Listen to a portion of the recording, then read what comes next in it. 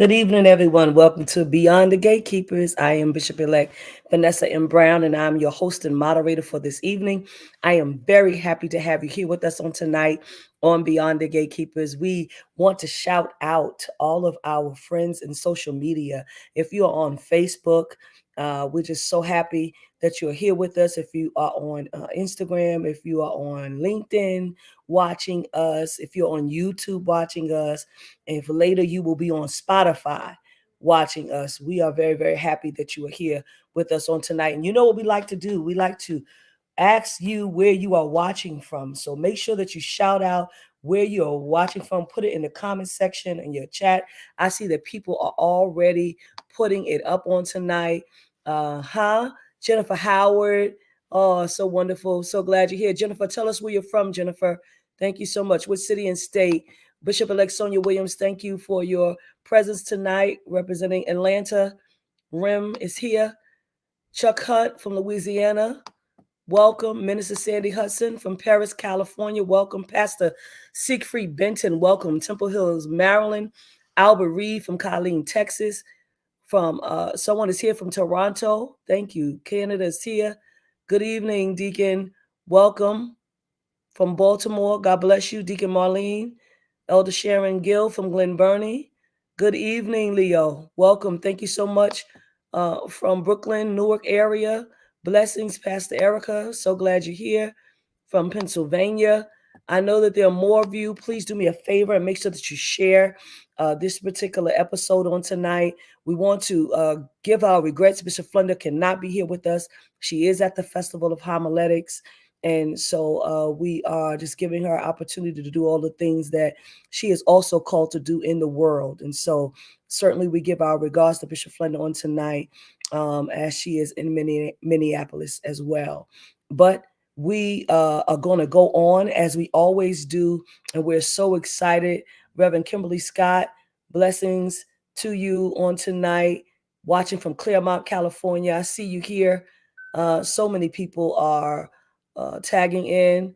Nikita Elmore, blessings, beloved. Thank you for being here as well. We appreciate you. And I'm just looking. Thank you all for showing up on tonight. We appreciate it. Make sure that you share. We have a very, very, very great guest. They are not a stranger to be on the Gatekeepers or to us. And so we're very happy to have Dr. Miguel de la Torre. He is a professor, author, and scholar activist. And tonight we're going to be talking about his book, Miguelito's Confession. And so we're so very, very happy that he is here with us. Dr. Miguel, please greet our audience on tonight. Thank you so much for having me. Thank you, all of you, for joining us tonight. I'm excited about being here again and look forward to our conversation. Thank you so much. And you know, I am just excited. Every time you write a book, first of all, I'm like, yes. The other day, maybe about 2 or 3 weeks ago, you posted something on Facebook, and I shared it and I said, Dr. Miguel, they are not ready for this. They are not ready for this. The people are not ready for this. It's just so powerful. Your life's work, how you present, you as a professor, just as an individual, you have changed so many lives. You've certainly changed minds in reading your books and just hearing you teach. And so I'm glad that you are here. I'm excited. I'm excited to talk about your book tonight. We are going to be talking about Miguelito's Confession. And let me tell you why I'm excited. Because this is a novel. So it is, as you would say, biographical, but also fictional as well. And so we're going to give away a copy of this book tonight, courtesy of Dr. Miguel. And you know what you have to do. You have to put hashtag Beyond the Gatekeepers in order to get the book. But Dr. Miguel, I have questions. I have questions. I have questions. So tell me, because this is very different from the academic work that you are used to doing. Tell me tonight, why did you choose to write this particular novel and at this time? Yes. As you're correct, this is very different form of writing. I've published about 44 books roughly, and they're all highly academic. They're used as textbooks at colleges and theological schools. But this, I wanted to do something different. What I'm discovering when I write a textbook for college classes, only a few people read it. And Mhm. sometimes the ideas and the concepts, the passion of the story is lost in academic conversation. So I wanted to deal with very difficult issues, issues of sexuality, issues of machismo, issues of colorism within my culture, which writing academically about it is nice, but to actually share the pain and share the struggle might reach more people than simply another textbook. Powerful. And I just want to say shout out to Go Diego Go. He is talking to you in Spanish, Dr. Miguel, on YouTube, but he's speaking to me in English. And so thank you for being here on tonight, Go Diego Go. Maria Harris from Denver, Colorado is here. St. Louis, Missouri is in the house. And other people are joining us. And again, we ask, I see you, Dr. Melinda Love. Welcome. And also Robin Wiggins Ashford. Welcome. So, Dr. Miguel, this is the De La Cruz family, Correct. and this is a life that they are forced to face, but not just this family, because when I think about this family, I think about other families. I think about other immigrant families, migrant families, right, who have also had to uh, come from their countries, this time from Cuba, right, to America, and make an adjustment in coming to America. And one of the things, the first thing that came up that I thought about was the violence that you experience as a Latinx man coming from another country to America. Can you talk to us about that? It's a very contradictory space to occupy this particular body. I am a refugee. I am an immigrant. My parents came not knowing any English and not having any money. So Mm, obviously, we lived in Hell's Kitchen back during the days when it was I Hell's know. Kitchen, not the Yes, trendy neighborhood it is today. exactly. It was a tenement building, one bathroom per floor. So You you know, they have, don't even use the word tenement anymore, right? So for people that are, may not know, because I'm from Harlem, so I'm Mhm. from New York City. Tenements are actually those buildings that have fire escapes outside of the building. Outside. Yeah, Yes. yeah. I used to hang on. I used to. That was my favorite play place. So Hmm. so there's the violence. There's the economic violence, but there's also the physical violence. Being a Latino boy, the constant beatings from the other kids in the neighborhood because I did not fit in. I was a stranger. The violence within my own household due to patriarchy of my father and my father's own violent life back in Cuba. And then finally, besides the economic and the physical violence, it's then the violence that I do to myself as a young immigrant boy. And at the same time that all that is going on, I am a light skinned Latino, which means that there is colorism that's going on that I'm not even aware of at that time and really don't begin to deal with it until much later in life.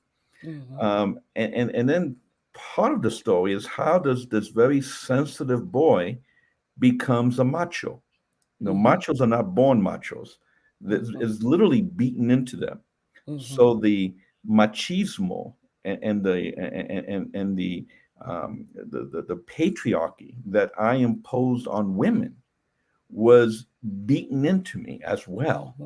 Hmm. So that's also part of the story. So in a very real sense, the novel it deals a lot with the violence of an immigrant boy who's trying to be sensitive but is unable to. This is the shaping and the making of who Dr. Miguel A. De La Torre is now, right? But all of these things, right? Maybe not every single story, right, that's in here, because we did say that there's a big portion of it that's also fiction. Mhm. But there is a piece of here when you talk about, it's the opening story, and you're talking about the death of Manuel de la Cruz. I'm believing that Manuel is your father, It is. right?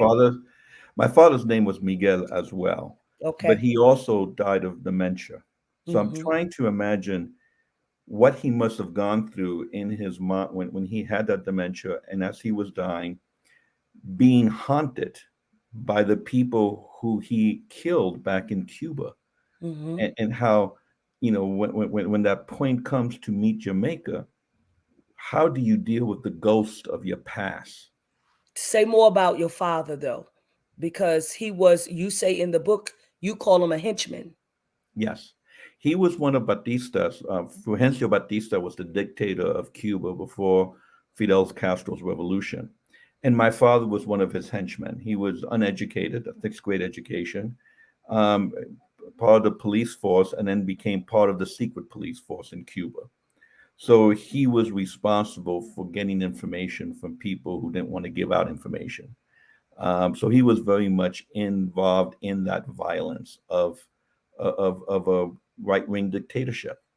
So he has confessed to me, many, not so much confessed, spoke with pride of the communists that he ended up killing. Mm. So part of the story is I began to wonder, as he's dying with this dementia, do these ghosts of his past visit him? And how does he deal with that? I was trying to capture that story in that opening chapter. But you also talked about the Orisha deity, Ogun. Ogun, Ogun. which is the Orisha of war. He's a mighty warrior. So I make Ogun my father's Orisha, Hmm. and this way the violence of Ogun is fused and confused with the violence of my father. That's just so powerful because I know you as a liberationist. Right. And so to hear this story, to hear about who your father was, right? A complete opposite Mhm. from who you are today, right? From the man that you are today. Complete opposite, right? And it's a complete opposite of who I am today, but I could very well have become like my father. Yes, yes, you could. How did you escape that? um, Like that's real because yeah, when I think about generations, I think about, you know, kids who grew up in certain environments that they could not escape right. being like their parents or being like their uncle or being like their aunt. They could not escape the violence that was around them. And because they could not escape it, they joined it. hmm I was like my father, the same political ideas, the same tendencies, pretty much until my mid 20s. Wow. And at that point, I began attending a church, and a conversion experience began, which developed a moral compass. It took years. I mean, this didn't happen overnight. It wasn't like an overnight conversion, but I began to develop that moral compass in my mid 20s. And, it literally took decades to get to this point where I am Of now. course it did. Yeah. I've committed my life to to the oppressed of the world. Yes, you have. And you say something so powerful. We use the word illegal immigrant, but we know that that is a word that has been placed upon. They're not really, these are migrants trying to find their way to hmm a better life, right? But you talk about living in the shadows of whiteness. hmm Can you say more about that?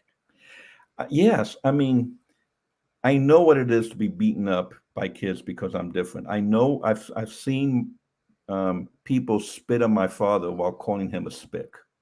Mm, So those are things that have scarred me. I mean, they're part of who I am.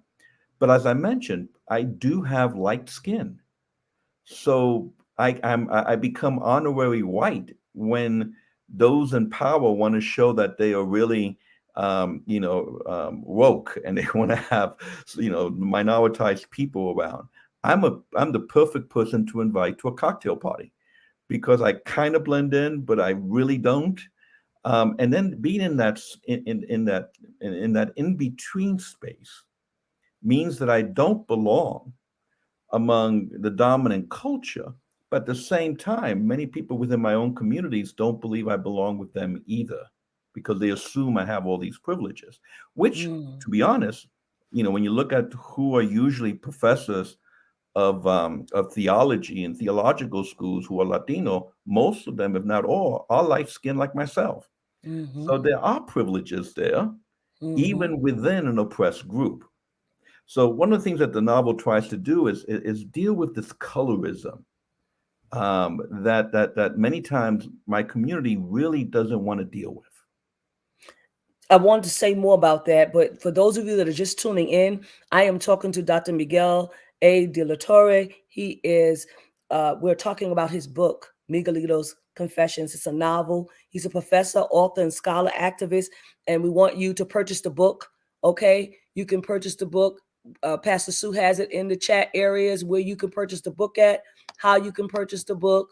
There are links here. And we're also going to give away a book tonight, courtesy of Dr. Miguel. And you can just put hashtag Beyond the Gatekeepers, all one word, so that at the end of the show, we will do what StreamYard has is a little raffle so that you can win this particular book. But And by the colorism, way, as far as winning yes, the book, whoever wins that should let me know if they want the book in English or in Spanish. It is awesome. translated in Spanish. That's so awesome. That's so good. So I want to say this because I think this is important. We talk about colorism because colorism just doesn't affect the Latinx community. It affects all of us as black and brown Yes. people, Hmm. right? Me as a black woman, as we have light skinned women. There's so many of us are affected by that colorism. In what ways did it impact you? Did it change you? Did it transform you? Oh, well, I'll give you a good example. In New York, I was definitely, I felt that I was oppressed. I mean, I felt the violence, the beatings, the name calling. When I was about 15, I moved to Miami. Now, at that time, Miami was predominantly Cuban, like That's myself, right. Hmm. predominantly light skinned. The Hmm. police were like me, the judges were like me, the mayor Hmm. was like me. All of a sudden in Miami, I was part of the dominant culture. I was Wow. no longer among the oppressed. If a Hmm. police stopped me, they might just give me a ticket and let me go. I didn't have to fear being stopped by the police.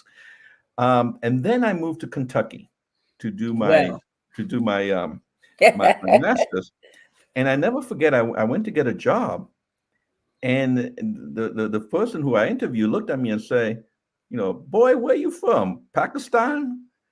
And at that moment, I realized, I'm not in Miami anymore. mm-mm. I began to realize that race, besides being tied to skin pigmentation, is also tied to location. That's right. In Miami, I was white. In Kentucky, I was brown. Hmm. And so I like to say I was a cross ethnic dresser. Absolutely. You And know, that's a real thing. yeah. So I mean that does a number on you. You have Yes. to stop and say, what's going on here? I'm glad that you said that because I'm just thinking about, you know, how black, no, just in general, just black people, when we go to the South, we are perceived one way. Hmm. And when we come up North, we're perceived another way, right? So there are it's colorism is still alive Yes. and well, and it's still um there are a lot of young people. I watch a lot of young people, a lot of young children go through colorism even today, right? Hmm. Not really understanding, right? Because their parents are not really explaining what's really happening, right? And these are issues that not just adults, have to deal with, but children also have to deal with colorism as well. And Absolutely. so I'm sure that being you were already 15, right? But as a teenager, uh, I'm sure that it was very jolting to you, and then you felt a little free when you got to Miami. Absolutely. Absolutely. Absolutely. Now you say there are some lessons that you needed to learn, and you learned some lessons from a gay neighbor on how to be a gentleman. Yes. Tell us about that. Guillermo lived upstairs. My father was very homophobic Hmm. and taught me how to be homophobic. but yet Guillermo was considered family. And I here's see. again these weird contradictions. I'm being taught to be homophobic, but not against Guillermo because he's family. It's not his fault. Type of mentality. But Guillermo was one of the only adults that bothered to listen to me and to Mhm. pay attention to me. And the story, I mean, this is definitely a true story. I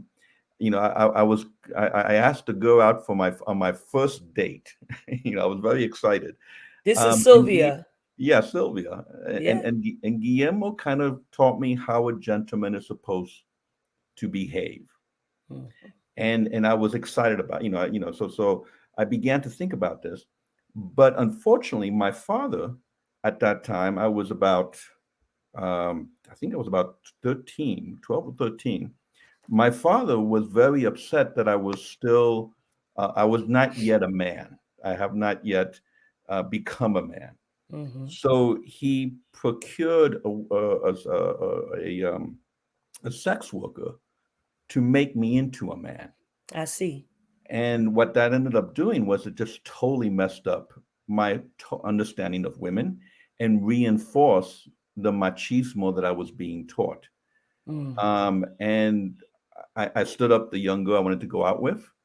And of course, Guillermo vouched for me. So he was embarrassed. And that Mm. relationship with this poor young girl who probably has no idea why I never showed up, with Guillermo, who was a friend, an adult, but was really cared about me, and then with all the young ladies I began dating after that, were just horrible relationship, which was damaging, not only for myself, but damaged so many other people Yeah. because of this machismo of having to become a man. And this is what I'm Mhm. saying. Machos are made into macho Yeah. They're with taught their it. own Sure. violence. Mhm. Mhm. And then in the novel, I talk about the conflicting ideas of, isn't this what a man's supposed to want? But I'm only 12 Mhm. years old. And, Mhm. now, of course, you look back and say, well, this was, sexual abuse. This was violence. But back then it was acceptable. So that story is, I want to give credit to Guillermo, who is this queer man living at a time when he experienced violence. I mean, he was part of that group of that rioted in Stonewall. I mean, we forget that the Stonewall rioters were brown and black people. That's Uh, right. Unlike the movie that everybody seemed to be white, but Right. in reality, there were No, the people reality, like black and brown. Guillermo, who Guillermo Absolutely. was there. Yeah. And I wanted to honor him that even though I failed him and did not become a gentleman, Mhm. decades later, I began to realize the gift that he was giving me, and how violence took that away from me. Well, if he was alive now, I'm pretty sure that Guillermo would be very, very proud of you, Dr. De La Torre, and I of the would hope men. for it. Absolutely.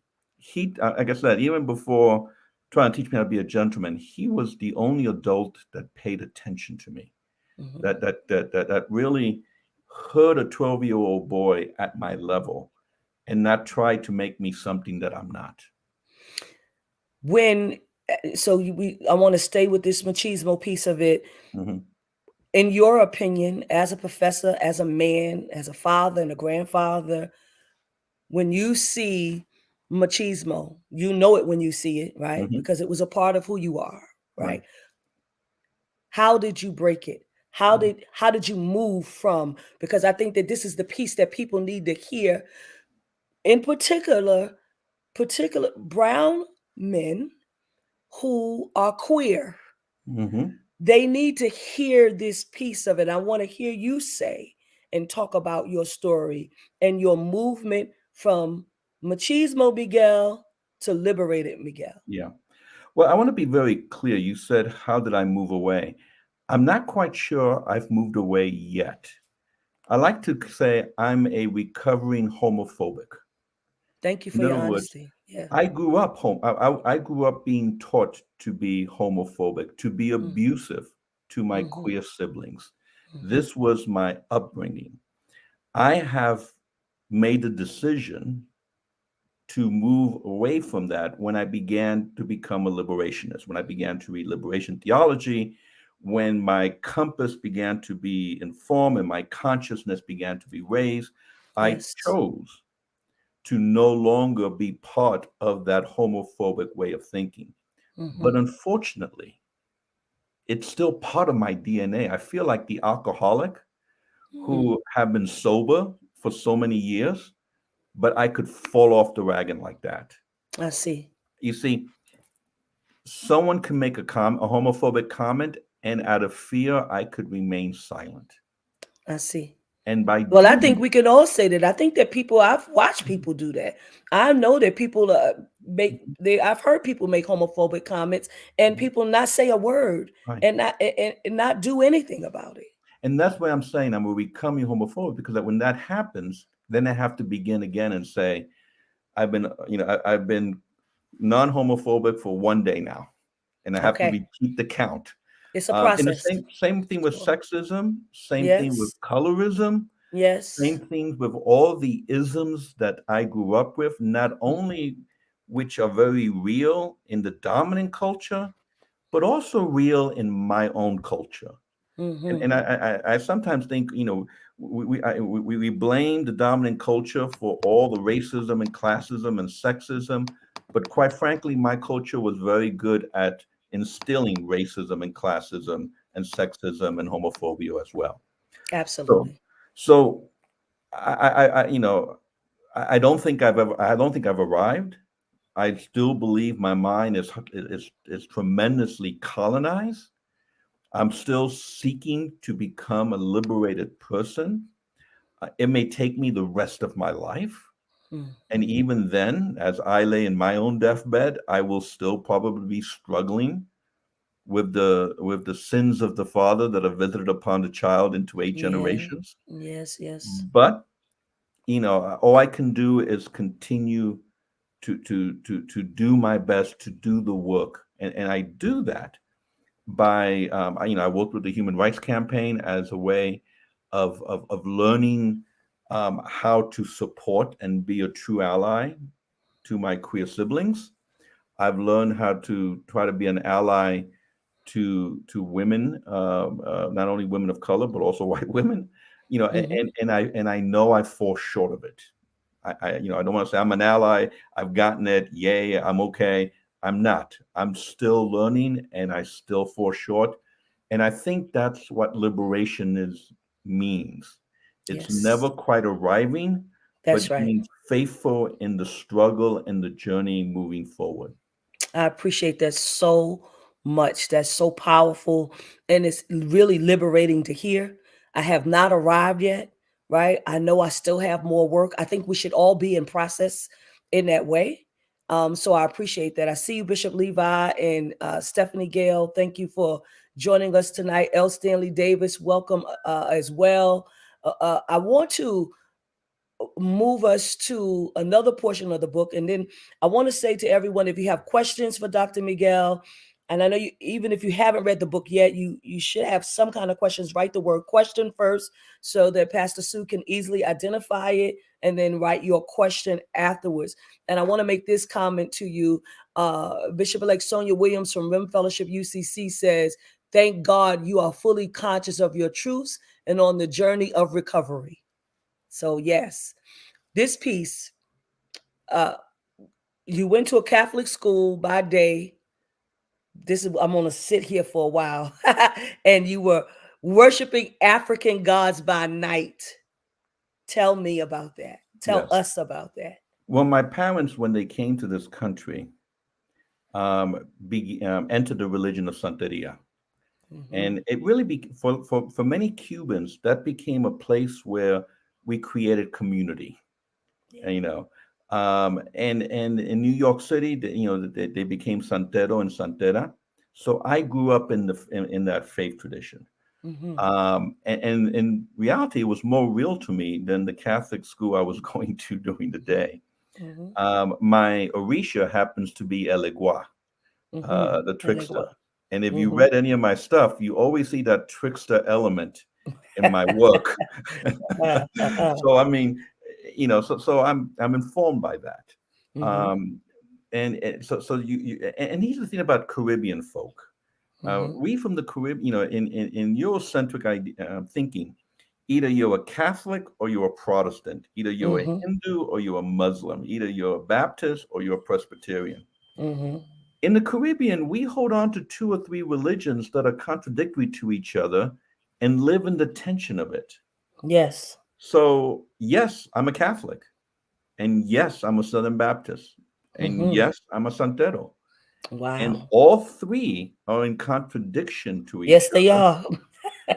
but all three are part of my identity. Yes. Catholicism has made me part of who I am and Mm-hmm. impacted a type of identity on me. My Mm-hmm. Southern Baptist made me an evangelical, and I'm constantly preaching the good news of liberation. Mm-hmm. And Santeria that I grew up with, I mean, El Gua, the whole trickster image has influenced so much of my of my writing and and especially the way I do ethics. I always do a trickster type ethics. Mm-hmm. So I can't deny any one of those religious traditions just because I'm entering a new one. They're Right. still part of me. They So they're still, concomitant streams. yes, yes, Yes. exactly. And it makes me who I am. So Mm-hmm. I will never stop being Catholic. I would never stop being a Santero. I would never stop being a Southern Baptist. And if I was to be enter a new faith tradition in the future, it would have to live in balance with these three. But as a don't all three of them fight against you? They do, and that's okay. Miguel Unamuno, who was a great philosopher of the last century, once wrote, "You say I'm contradiction. I'm contradicting myself. Well, of course, I'm human. What do you expect? The human experience is one of contradiction. Yes. And how do we live in the contradiction of being human? And that includes these different traditions. Yes. So I go to my office, good old Southern Baptist. I light my candle to La Virgen de Cobre, which is the Catholic patron saint of Cuba, who happens to Mm-hmm. also be Ochun. So, Mm-hmm. For sure. all that is part of my spirituality.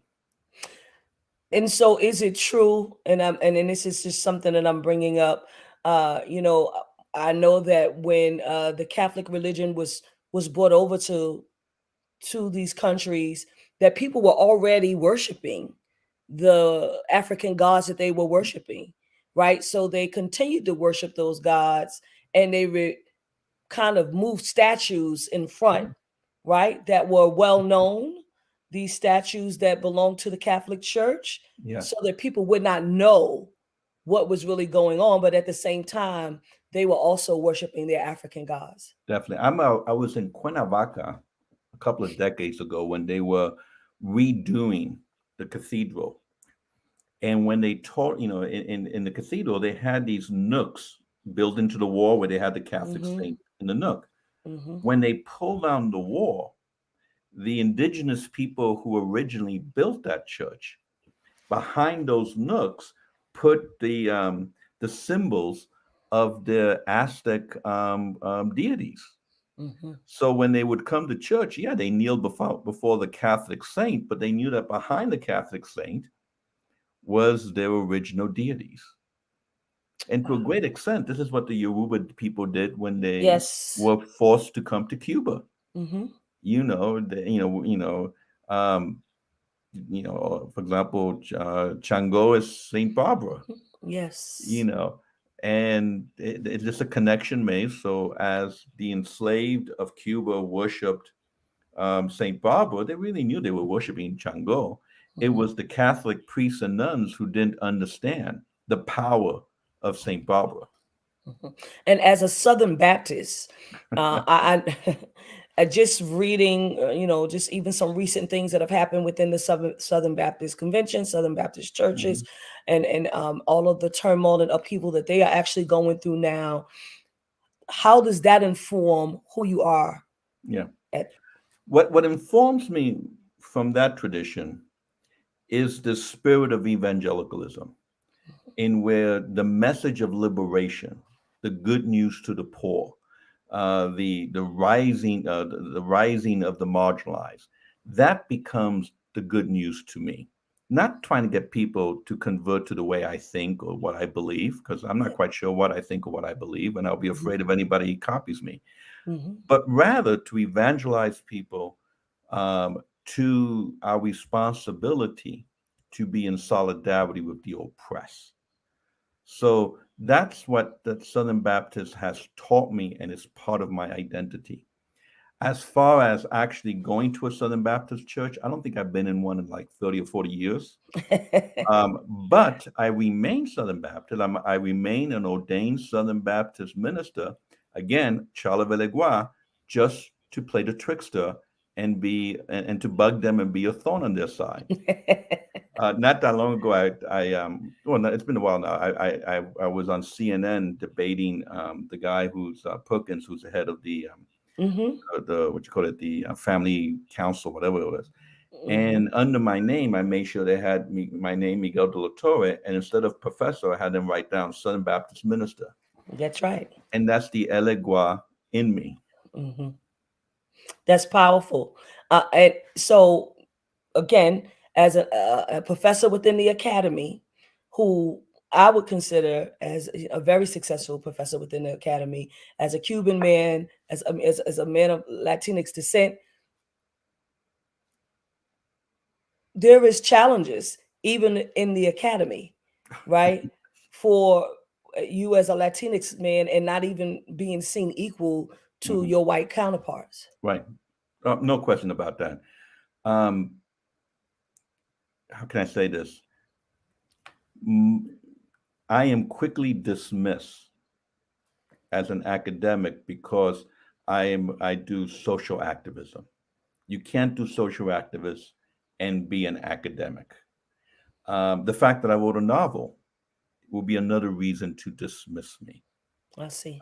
because it's not scholarly, even though, quite frankly, there's a lot of deep philosophical ideas going on in that novel for those who Mm. want to read between the lines.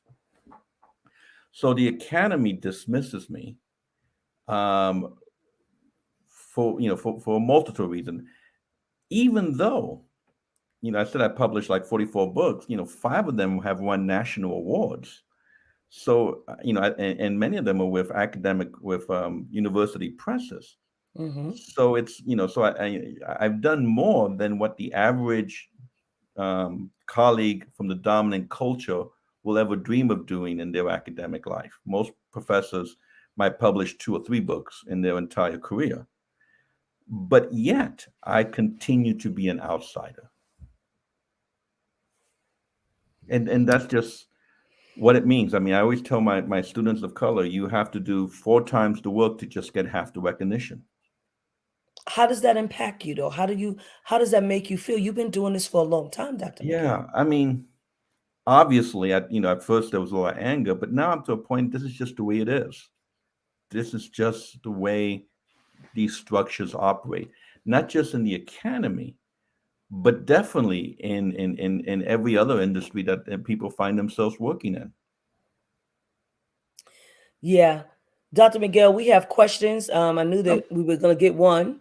And this question is broken up into three parts. So, first thing, because we did talk about Southern Baptists, what are your thoughts regarding the Southern Baptists recently expelling churches with female pastors? Do you feel comfortable addressing them, or have you addressed them on this issue as a liberationist? yeah. First of all, I really have not followed what the Southern Baptists are doing. Secondly, churches, whether they be Southern Baptist or any other church that denies women or that believe that women cannot speak, is part of the patriarchal, oppressive structures, and it's wrong. And I've written about that. Sometimes, I don't know if I directed to Southern Baptists. I just directed to churches in general. Sure. Um, and again, I want to emphasize, I wear the Southern Baptist label for no other reason but to continue bugging them. I do write in one of their journals, and every time I do publish an op-ed, there were a lot of pushback because I speak about things like this. I think that one of the last ones, the one that you said that people are not ready for this, I think that was the article where I was quoting Dolores Williams, who was Yes, you a great were. womanist scholar. who Yes. has taught me a lot about what it means to be crucified and what that means. So Yes. there's a lot of pushback on that. So the question is not so much, do I feel comfortable? I mean, I feel comfortable talking against all forms of oppression, no matter where it is. That's not an issue for me. Um, so whether it be Southern Baptist, Catholic, Presbyterian, Episcopal, it doesn't matter to me. That's powerful because uh, there are some books, and many people, I know you wrote 44 books. The last book we discussed was Decolonizing the Mind. Decolonizing Christianity. Decolonize, yes, decolonizing Christianity. I think it's very important for people to understand that that's where it starts. Hmm. That's where it starts, right? Decolonizing Christianity. And while you're doing that, you're decolonizing your mind at the same time, Yes, right? You're going through a deconstruction, and you're not staying just deconstructed, but you're also reconstructing at the same time, right? absolutely. Absolutely. I, I think that's important. I always argue the first step of liberation is learning to see myself with my own eyes and Yes. define my faith through my own cultural symbols. Yes. My intellectual mentor, Jose Martí, said, el plátano el vino de plátano y si sabe agrio sigue siendo nuestro vino.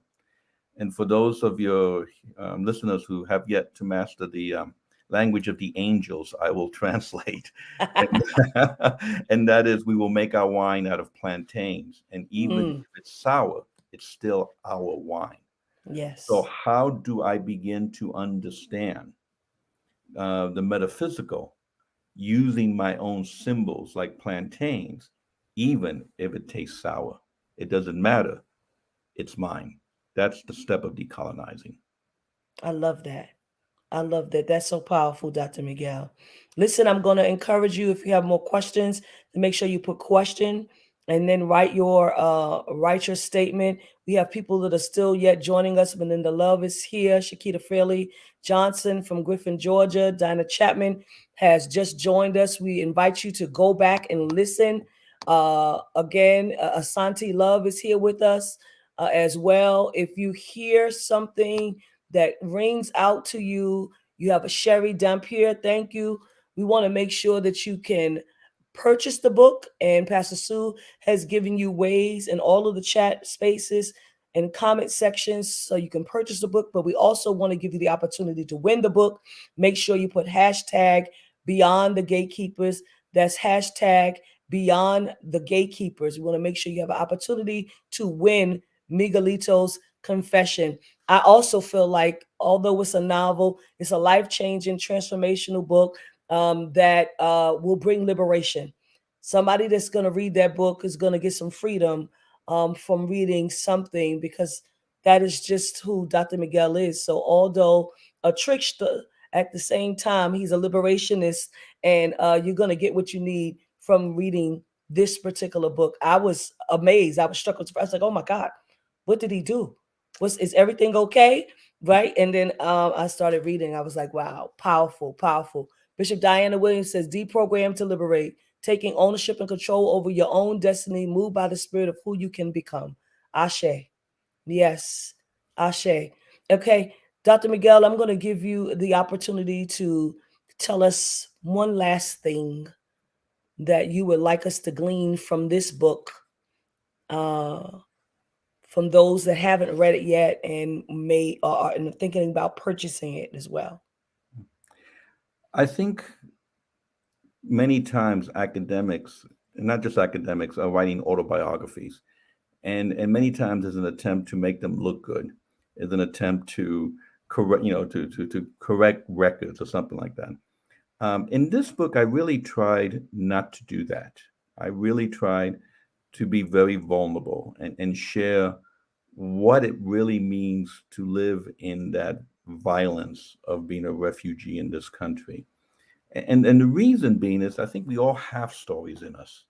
Yes. And one of the things that um, a contribution that the margins of society could make to theological conversation is to share those stories, to share how in the midst of these struggles, we could still learn something about who God is or who the gods are.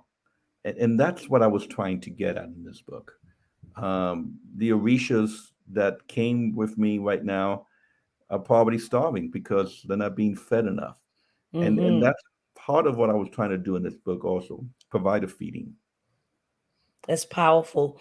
And just, I mean, the fact that you can name that your religion is Santeria, that you are Southern Baptist, that you are Catholic, and that you are deeply, all of these things, but also say in full transparency, I have not arrived.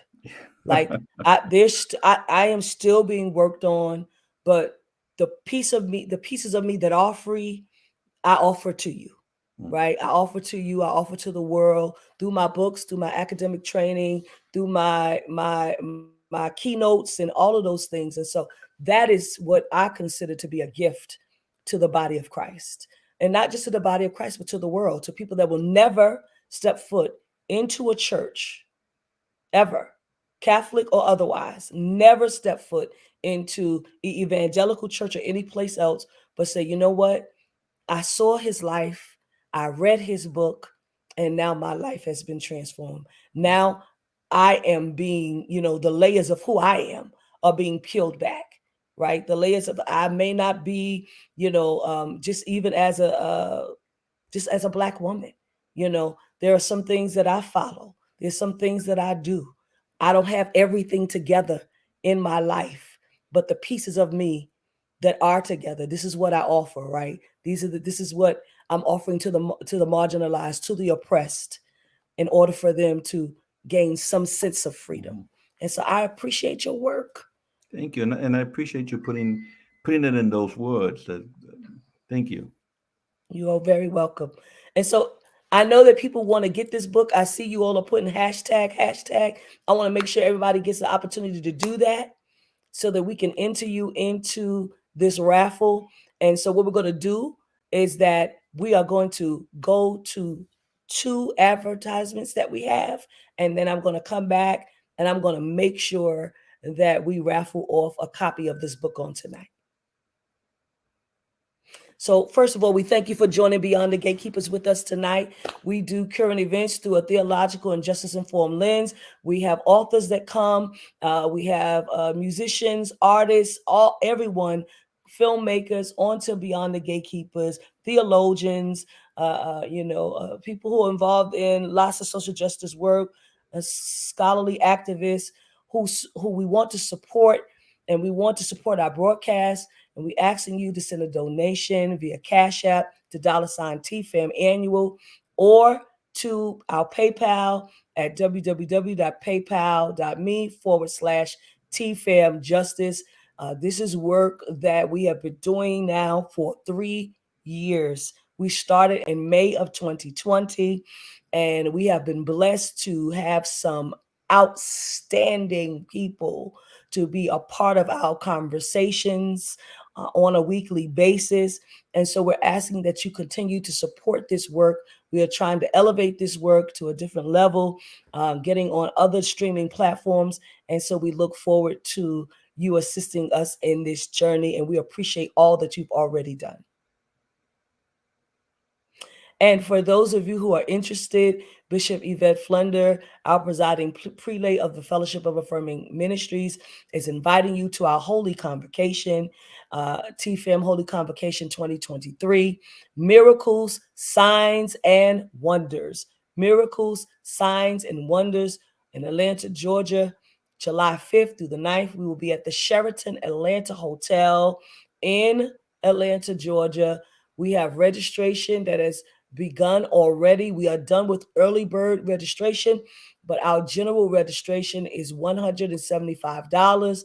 It will end July 1st. If you're a youth that are 17 years of age or under, it is $75. We will have on-site registration. It is $200. If you're under 17 and your youth is $100. And there is daily registration of $65.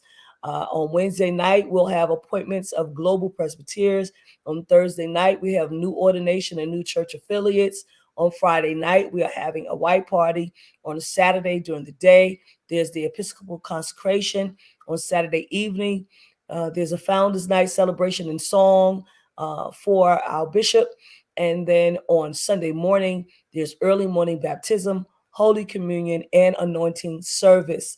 We want you to go to our website at www.radicallyinclusive.com, and you will find registration information. You will find an agenda and so many other things about also how to get a hotel room, right? That's all there for you on www.radicallyinclusive.org. That's www.radicallyinclusive.org. So we thank you for your support. We look forward to seeing you in Atlanta. And now, here we go, Dr. Miguel. We are going to raffle off a book. And thank you so much in advance for allowing us to do this on tonight. It's my pleasure. Here we go.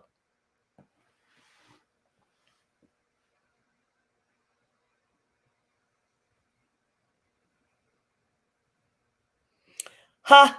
The winner is Bishop-elect Sonia, Rim Fellowship UCC. Yay! Bishop-elect Sonia, please make sure that you inbox me your full name and address, and we will make sure that Dr. Miguel gets it, and he is going to mail the book out to you. Thank you so much, everyone, for your support on tonight. We appreciate you. We will be back on next week. We want you to make sure that you let the folks know that we'll be back on next week. And I need to tell you who is next week. And on next week, we have Dr. Karen Georgia Thompson. She has a book called Drums in Our Veins, and she will be with us from the United Church of Christ. So join us on next week as we are here on Beyond the Gatekeepers. Dr. Miguel, thank you for taking your time off to your dinner now. God bless you, and have a wonderful evening. Adios. Adios.